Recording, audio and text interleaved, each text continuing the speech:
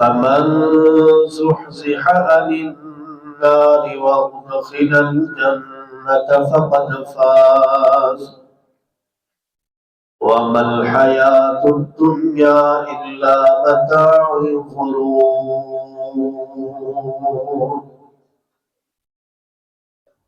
أو كما قال النبي صلى الله عليه وآله وسلم لن يلج النار أحد صلى قبل طلوع الشمس وقبل غروبها يعني صلاة الفجر وصلاة العصر رواه مسلم. اللہ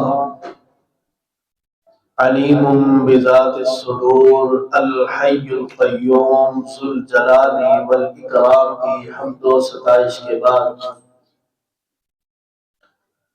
درود و سلام سید القولین آمینہ کے لال بہتر حسن و جمال امام الانبیاء جناب محمد مصطفیٰ صلی اللہ علیہ وآلہ وسلم جی کی ذات اقدس روضہ اطہر اور قبر انور پر معزز عزیزان وقار اپنی چھوڑی ہوئی بات کو اللہ رب العالمین کی توفیق اور رحمت کے ساتھ آگے بڑھانے کی کوشش کرتے ہیں. جو گزشتہ جمعے ہم بات کر رہے تھے کہ وہ کون سے ایسے اسباب ہیں جن کے اپنانے سے انسان جہنم کی آگ سے بچ سکتا ہے، آزاد ہو سکتا ہے. میں بحمد اللہ تعالی اللہ کی رحمت اور اس کی توفیق سے جس قدر ہو سکا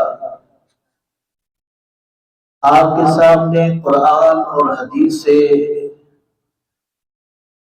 دلائل لے کے آپ کے سامنے حاضر ہوا ہوں. اللہ تعالیٰ مجھے حق سچ بیان کرنے کی توفیق عطا فرمائے اور ہم سب کو سن سنا کر ان پر عمل کرنے کی بھی توفیق عطا فرمائے. یہ باتیں انتہائی قابل غور اور قابل توجہ ہے. اگر انسان ان میں سے کسی ایک پر بھی عمل کر لے تو وہ اس کی نجات کے لیے کافی ہے، کیونکہ ہم نے اپنی زندگی کا جو ٹارگٹ بنانا ہے وہ یہ ہے کہ ہم جہنم سے بچا دیے جائیں اور جنت میں داخل کر دیے جائیں. اگر یہ ہم نے اپنا ہدف بنا لیا تو انشاءاللہ ہمیں اچھے نتائج ملیں گے بھی اور آنے شروع بھی ہو جائیں گے. میں اپنی بات کو صرف سمجھانے کی غرض سے آپ کے سامنے رکھوں گا کہ ہمیں بات سمجھ آ جائے. صحیح مسلم کی میں نے آپ کے سامنے حدیث رکھی. رسول اللہ صلی اللہ علیہ وآلہ وسلم فرماتے ہیں اور ان باتوں کو سن کے ساتھ ساتھ اپنا محاسبہ بھی کرتے چلے جائیے گا، وہ ضروری ہے. آپ صلی اللہ علیہ وآلہ وسلم فرماتے ہیں کہ نہیں یعنی جنات احد صلی قبل طلوع الشمس وقبل غروبها. وہ آدمی ہرگز تقید کا صیغہ یہاں بولا گیا ہے کہ وہ ہرگز جہنم میں داخل نہیں ہو سکتا. کون سا آدمی صلی قبل طلوع الشمس، جو طلوع آفتاب سے پہلے نماز ادا کرتا ہے. وہ نماز کون سی ہے؟ وہ نماز صلاۃ الفجر ہے. وقبل غروبها، اور سورج کے غروب ہونے سے پہلے جو نماز ہے وہ صلاۃ العصر ہے. ان دونوں نمازوں کو، حالانکہ باقی نمازوں کا بھی حکم ہے لیکن ان کا خصوصی تاکید حکم دیا گیا کہ اگر کوئی آدمی ان دو نمازوں کی پابندی کرتا ہے، دوسری تین کی بھی کرتا ہے، اللہ تعالیٰ اس کو جہنم میں داخل نہیں کرے گا، وہ بچا لیا جائے گا۔ سیدنا ابو موسیٰ اشعری رضی اللہ تعالیٰ، صحیح البخاری کی حدیث ہے، آپ فرماتے ہیں من صلی البردین دخل الجنہ، جو دو نمازوں کی حفاظت کرتا ہے، جو ٹھنڈی دو نمازیں ادا کرتا ہے، وہ جنت میں داخل کر دیا جائے گا۔ وہ ٹھنڈی نمازیں ایک صلاۃ الفجر ہے اور ایک صلاۃ العصر ہے، یہ بخاری کی حدیث ہے۔ تو ہمیں ان کے ساتھ ساتھ رسول اللہ صلی اللہ علیہ وآلہ وسلم نے الگ الگ نمازوں کا بھی ان کا ذکر کیا ہے۔ صلاۃ الفجر کی نبی صلی اللہ علیہ وآلہ وسلم فضیلت کچھ یوں بیان کرتے ہیں، آپ فرماتے ہیں من صلی العشاء فی جماعت فکأنما قام نصف اللیل، جو آدمی رات کو نماز عشاء باجماعت ادا کرتا ہے،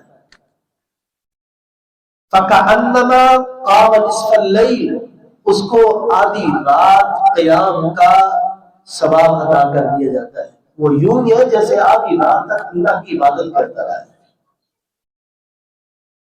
آپ فرماتے ہیں وَمَنْ صَلَّى الصُّبْحَ فِي جَمَاعَةٍ فَكَأَنَّمَا صَلَّى اللَّيْلَ كُلَّهُ، جو آدمی صبح فجر کی نماز باجماعت ادا کرتا ہے، لفظ یہاں غور کرے، فی جماعت کا لفظ ہے کہ جو باجماعت نماز ادا کرتا ہے، فَكَأَنَّمَا صَلَّى اللَّيْلَ كُلَّهُ، وہ یوں ہے کہ جیسے وہ ساری رات اللہ کی عبادت کرتا ہے۔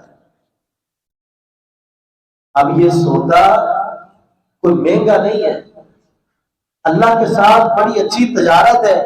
اگر کوئی اس کو اپنا لیتا ہے، اپنی زندگی میں لے آتا ہے، تو وہ اللہ تعالیٰ اس کو جہنم کی آگ سے بچا لیں گے۔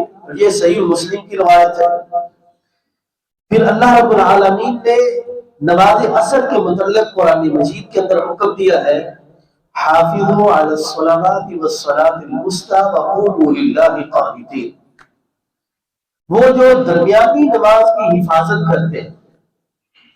مفسرین نے، شارحین نے صلاۃ الوسطی سے مراد نماز عصر لی ہے۔ جو اس نماز کی حفاظت کرتا ہے، اللہ رب العالمین اس کو جہنم کی آگ سے بچا لیتے ہیں۔ اگر کوئی اس نماز کو ترک کرتا ہے، نبی رحمت صلی اللہ علیہ وآلہ وسلم اس کے متعلق کیا ارشاد فرماتے ہیں؟ آپ فرماتے ہیں الذی تفوتہ صلاۃ العصر کأنما وتر اہلہ ومالہ، وہ آدمی جس کی عصر کی نماز فوت ہو جاتی ہے، قضا ہو جاتی ہے، وہ ادا ہی نہیں کرتا، وہ کیسے ہے؟ گویا کہ جیسے اس کا مال اور اس کا اہل اس سے چھین لیا گیا۔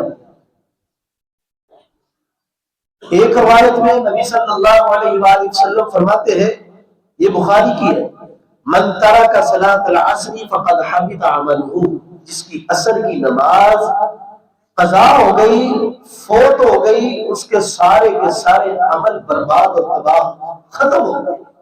آگے ہمارے پاس کیا ہے؟ کچھ بھی نہیں ہے۔ اگر ہم ان چیزوں کا خیال نہیں کریں گے جو کہ ہمارے اوپر فرض ہے، تو پھر ہمارے جینے کا کوئی مقصد نہیں۔ جو انسان اپنے رب کا حق ادا نہیں کر سکتا، وہ کسی انسان کا حق کیا ادا کرے؟ اس لیے نبی صلی اللہ علیہ وآلہ وسلم کی باتوں کو سمجھے کہ یہ کسی عام انسان کی بات نہیں ہے، یہ کسی کوئی چودھری کی بات نہیں ہے، یہ اس نبی کی بات ہے جس کو اللہ نے وما ارسلناک الا رحمۃ للعالمین بنا کر کے بھیجا۔ یہ اس پیغمبر کی بات ہے جس کے ساتھ ہم محبت و عشق کے دعوے کرتے ہیں۔ اگر آپ واقعتاً ان کے ساتھ سچی محبت کرتے ہیں تو پھر ان کے فرامین کو اپنائیے، نمازوں کی خاص طور پر حفاظت کیجیے۔ آج کا دوسرا سبب جہنم سے بچنے کا، جو آدمی ظہر کے فرض نماز سے پہلے 4 رکعات پڑھتا ہے اور 4 رکعات ظہر کی نماز کے بعد پڑھتا ہے، نبی رحمت صلی اللہ علیہ وآلہ وسلم فرماتے ہیں کہ اللہ تعالیٰ اس کو جہنم کی آگ سے بچا لے گا۔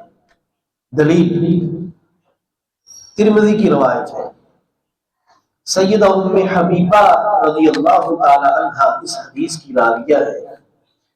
آپ فرماتی ہیں من حافظ علی 4 رکعات قبل الظہر و4 بعدها حرمه اللہ علی النار، وہ آدمی جو ظہر کی نماز سے پہلے 4 سنت ادا کرتا ہے، 4 نفل ادا کرتا ہے، وَأَرْبَعٍ بَعْدَهَا اور اس کے بعد 4 رکعات پڑھتا ہے، حرمہ اللہ علی النار، اللہ تعالیٰ نے اس کے اوپر جہنم کی آگ کو حرام کر دیا۔ تو جو آدمی آتا ہی صرف فرض ادا کرنے کے لیے ہے، وہ اس حدیث کا مصداق کیسے بن سکتا ہے؟ جو سلام جماعت کا پھرتے ہی یہاں سے فرار ہونے کی کوشش کرتا ہے، مسجد سے بھاگنے کی کوشش کرتا ہے، وہ اس حدیث کا مصداق کیسے بن سکتا ہے؟ اس حدیث کا مصداق اور نبی صلی اللہ علیہ وآلہ وسلم کی بات کا احترام تب ہوگا جب انسان ان چیزوں کے اوپر عمل کرے گا، جماعت کے ساتھ ساتھ اپنے سنت اور نوافل کی بھی باقاعدگی کے ساتھ پابندی کرے گا، پھر اس کے اوپر اللہ تعالیٰ جنت کی آگ کو حرام کر دیں گے۔ آج کا تیسرا سبب جو جہنم کی آگ سے ہمیں بچائے گا، وہ ہے اللہ کے خوف سے آنکھوں سے آنسو جو بہتے ہیں، ان کے بہنے کی وجہ سے اللہ تعالیٰ ہمیں جہنم کی آگ سے بچا لے گا، جہنم سے ہمیں آزاد کر دے گا۔ نبی صلی اللہ علیہ وآلہ وسلم فرماتے ہیں، مسلم کی حدیث ہے، لا یلج النار رجل بکا من خشیت اللہ حتی یعود اللبن، آپ فرماتے ہیں وہ آدمی ہرگز جہنم میں داخل نہیں ہوگا۔ رجل بکا من خشیت اللہ، جو اللہ کے خوف کی وجہ سے روتا ہے۔ جناب سیدنا یحییٰ علیہ السلام اللہ کے خوف سے اتنے روتے تھے، آنسوؤں نے چہرے کے اوپر اپنے گزرنے کا راستہ بنا دیا۔ یہاں نبی صلی اللہ علیہ وآلہ وسلم کیا فرماتے ہیں کہ جو آنکھ اللہ کے ڈر کی وجہ سے روتی ہے، آنسو بہاتی ہے، حتی یعود اللبن فی الزرع، جس طرح دودھ تھنوں سے نکلا ہوا واپس نہیں جا سکتا، اسی طرح یہ آنکھ سے نکلا ہوا آنسو جہنم میں نہیں جا سکتا۔ یہ نبی رحمت صلی اللہ علیہ وآلہ وسلم کی بات ہے، اور ہمیں ابھی ضرورت ہے اس عمل کی کہ ہم اپنے دلوں کے اندر اللہ کا خوف پیدا کریں، اللہ کا ڈر پیدا کریں۔ اگر یہ آ جاتا ہے ہمارے معاشرے کے اندر، یہ جتنی فتنے فساد ہیں، حقوق اللہ کی جو انسان لوگ پامال کرتے ہیں، حدود اللہ کا خیال نہیں کرتے، یہ سارے کے سارے اللہ کا اگر خوف آ جائے، یہ ان چیزوں سے باز آ جائے، تو یہ ہمارا معاشرہ چلتا پھرتا ایک جنت کا ٹکڑا بن جائے، اگر ہم ان چیزوں کو اپنا لیتے ہیں۔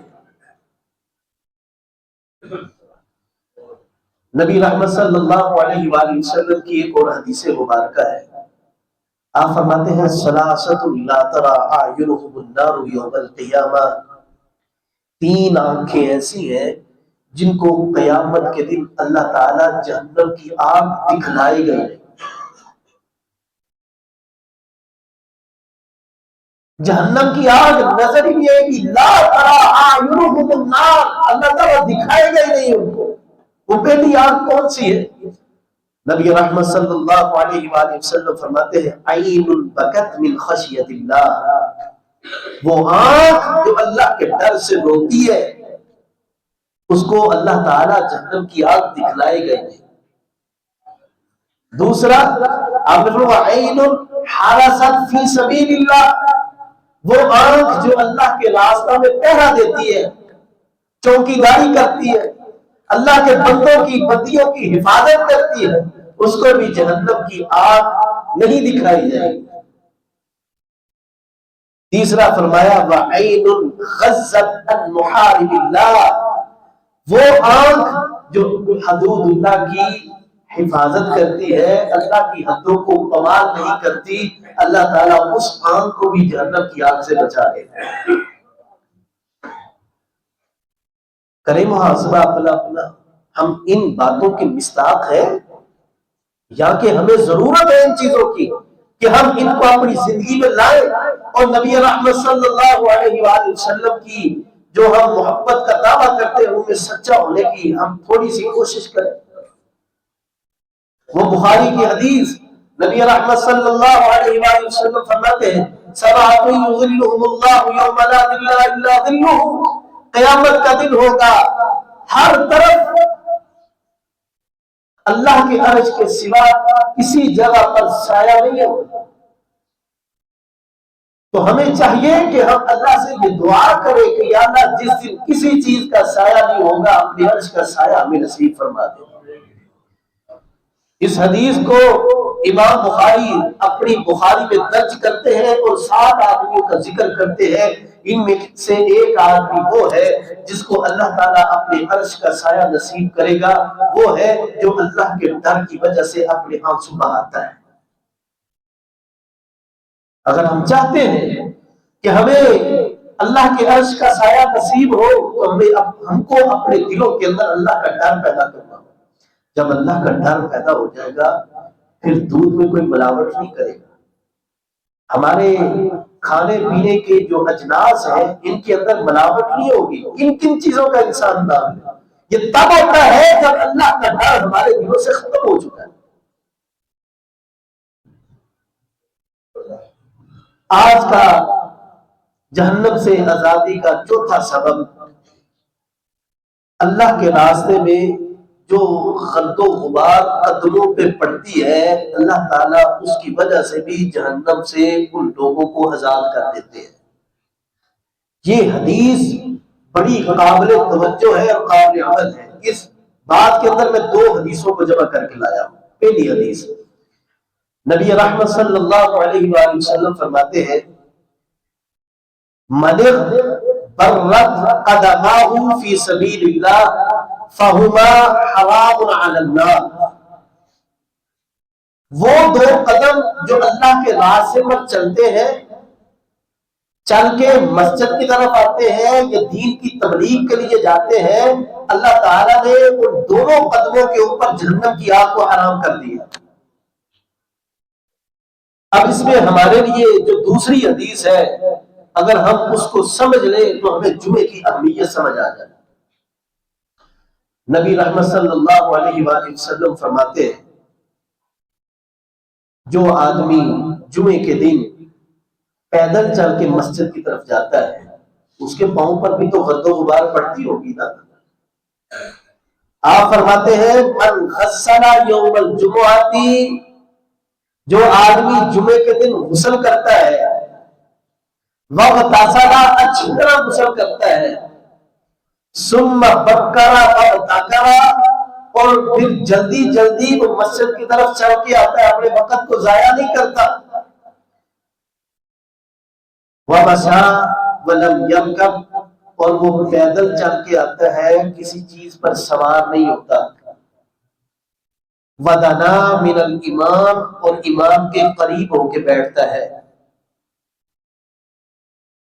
آپ فرماتے ہیں فاستمع، اور وہ توجہ کے ساتھ خطبہ سنتا ہے، فلم بلغ، اور کوئی لغو بات بھی نہیں کرتا، کسی کو خاموش کرانے کی بھی کوشش نہیں کرتا کہیں میرا عمل ضائع نہ ہو جائے۔ نبی رحمت صلی اللہ علیہ وآلہ وسلم فرماتے ہیں کان لہ بکل خطوۃ عمل سنۃ، اجر صیامها و قیامها، اس آدمی کو اجر و ثواب کتنا ملتا ہے؟ آپ صلی اللہ علیہ وآلہ وسلم فرماتے ہیں گویا کہ یہ شخص ایسے ہے جیسے اس نے پورا سال روزے رکھے اور قیام کیا ہے۔ ہم مسجد میں آتے ہیں جمعہ پڑھنے کے لیے، کوئی کسی کے ساتھ باتیں کر رہا ہے، کوئی فون کے ساتھ، کوئی فون پر باتیں کر رہا ہے، کوئی بچوں کو چھیڑ رہا ہے، کوئی بچوں کو خاموش کرا رہا ہے۔ اس کا مطلب ہے کہ ہماری اتنی عمر ہو گئی ہے، ہمیں ابھی تک یہی نہیں سمجھ آئی کہ خطبے کی اہمیت کیا ہے۔ جن لوگوں کو ابھی تک خطبے کی اہمیت سمجھ نہیں آئی، اتنی عمر انہوں نے گزار لی ہے، ان کو دوسرے دینی مسائل کا کیا علم ہوگا؟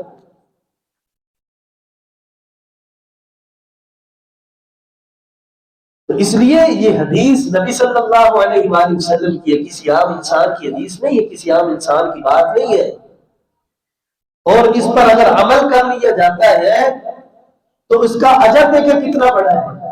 اس ضمن میں اور بھی حدیث ہے، لیکن آپ سمجھیں کہ اللہ کے پیغمبر صلی اللہ علیہ وآلہ وسلم نے ہمیں اس پر کتنا بڑا اجر عطا کرنے کا حکم دیا ہے کہ کتنا بڑا اجر ملے گا تم لوگ۔ جہنم سے آزادی کا 5واں سبب، بیٹیوں کی جو پرورش کرتے ہیں، اچھی تربیت کرتے ہیں، اللہ تعالیٰ ان کو جہنم کی آگ سے آزاد کر دیں گے۔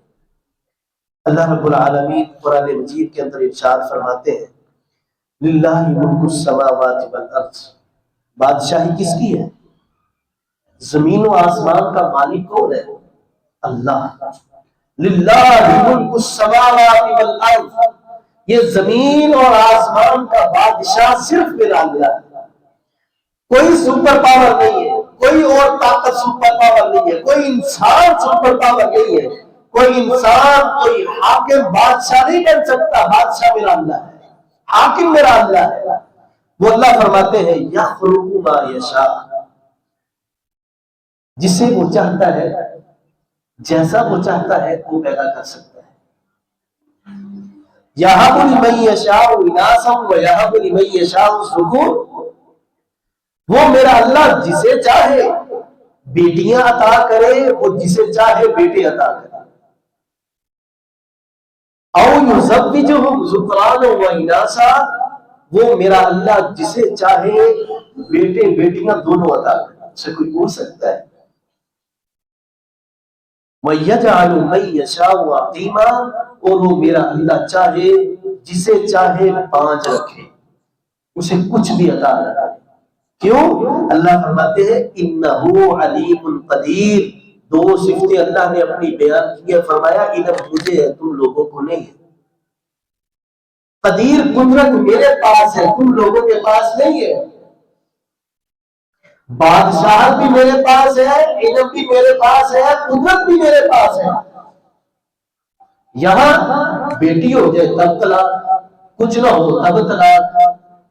اس کا مطلب کیا ہے کہ ہم نے قرآن مجید کے احکام و مسائل کو، قرآن مجید کی آیات کو سمجھا ہی نہیں ہے، اپنے رب کو سمجھا ہی نہیں۔ یہ کچھ سال پہلے ڈیفنس 6 کا واقعہ ہے، ایک آدمی کی شادی ہوئی، 6 منتھ تھے ابھی گزرے، اس نے اپنی بیوی کا الٹراساؤنڈ کروایا، الٹراساؤنڈ میں آیا کہ بیٹی ہے، اس نے کہا اچھا آپ ادھر ہی ٹھہرو، وہ کر گیا، اس نے جا کے طلاق نامہ دے دیا۔ یہ فتویٰ آیا تھا ہمارے پاس جامعہ۔ سبب پہلے بیٹی کی ہوئی ہے، بندہ اس سے پوچھے کہ جس عورت کے ساتھ تو نے شادی کی ہے وہ بھی تو ایک عورت ہے، اور جس سے تو پیدا ہوا ہے وہ بھی ایک عورت ہے، جس کو تو اپنی بہن کہتا ہے، خالہ کہتا ہے، پھپھو کہتا ہے، وہ بھی ایک عورت ہے۔ جب بیٹی آ جائے تو پھر ہمارے تیور بدل جاتے ہیں۔ اس لیے نبی رحمت صلی اللہ علیہ وآلہ وسلم کا فرمان عالی شان اما عائشہ فرماتی ہے رضی اللہ تعالیٰ عنہا کہ ایک عورت 2 بچیوں کے ساتھ مانگنے کے لیے آئی، میرے پاس 3 کھجوریں تھی، میں نے اس کو دے دی، ایک اس نے اپنی بیٹی کو دے دی، جب خود کھانے لگی تو بیٹیوں نے پھر مانگ لی، آدھی آدھی کر کے اس نے پھر دے دی۔ یہ معاملہ سارا دیکھا، اللہ کے رسول صلی اللہ علیہ وآلہ وسلم کو بیان کیا۔ آپ صلی اللہ علیہ وآلہ وسلم فرماتے ہیں ان اللہ قد اوجب لها الجنہ، اس عورت نے اپنے اوپر جنت کو واجب کر دیا ہے، اللہ نے اس پر جنت کو واجب کر دیا ہے۔ او اعتقها من النار، اور اللہ تعالیٰ نے یا اس کو جہنم سے آزاد کر دیا ہے۔ اس پر احادیث اور بھی بہت ہے،